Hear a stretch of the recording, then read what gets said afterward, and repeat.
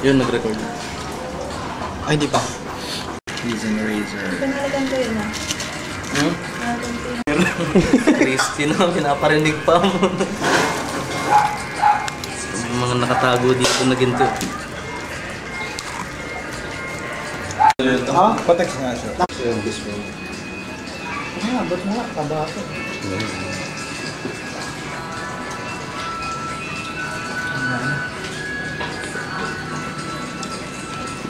Yeah! Ayos tong itim ah.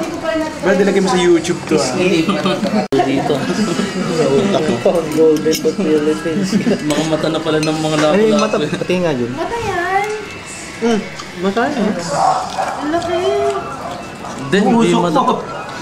Dito ko kinuha. Laman yan naman. Bigyan na to. Bigyan na to. Kasi ba? Wala din mo. Binigay mo na sa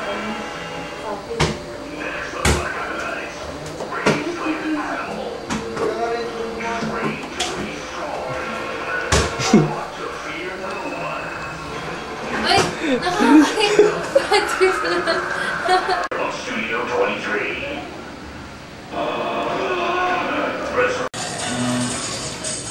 Pero nga.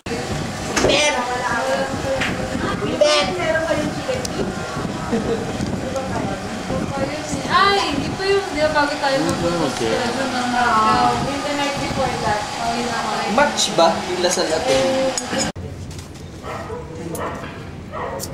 May red door pa kayo? Excuse me. Kami na isa. Dalawa po. Nagkano?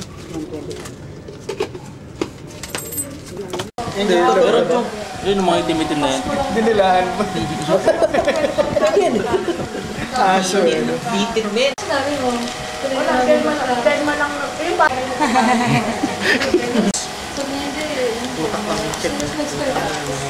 Bukay nila sa may... Sit muna. Sit muna. Sit muna. Sit muna. Upo.